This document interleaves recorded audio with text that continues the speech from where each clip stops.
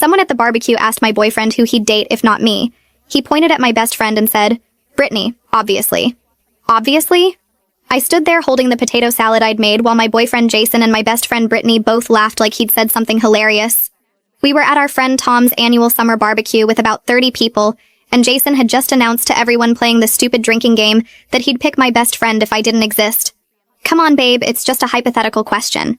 Jason took another swig of his beer while Brittany tucked her hair behind her ear, the way she always did when she was pleased about something. Besides, Brittany and I have so much in common. It makes sense. No offense, babe, but she doesn't nag about video games or get stressed about work stuff. Brittany giggled and touched his arm. Stop it, you're making me blush. She was loving this attention in front of everyone.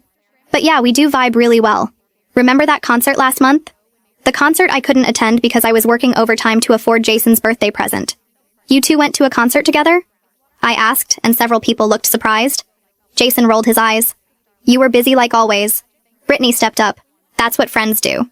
We should tell her about the other thing, Brittany said, then covered her mouth like she'd revealed a secret. What other thing?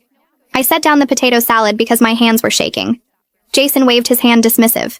Brittany's been helping me apartment hunt. You know, for when we move in together. We'd never discussed moving in together. We're moving in together? Jason laughed. Not we. Me and my future roommates.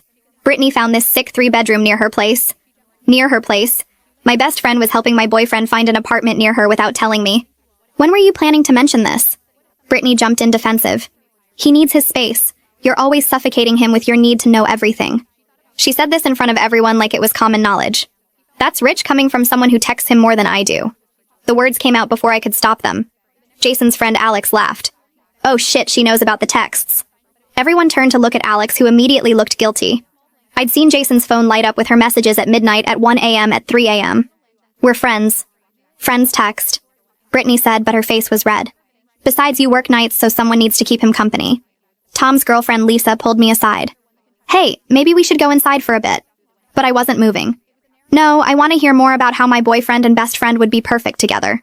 Jason stood up annoyed. See, this is why I said Brittany. She doesn't make everything a drama. He walked over to the cooler for another beer. You're exhausting sometimes. Brittany's just easier.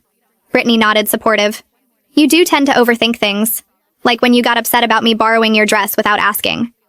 The dress she'd worn to Jason's cousin's wedding that I wasn't invited to, because they only had one extra spot. You went to his cousin's wedding? People were really uncomfortable now, but Jason and Brittany seemed oblivious. You were working. Again. Someone had to be my +1. Jason said like this was reasonable. Brittany looked amazing in that dress, by the way. Better than when you wore it to your work thing.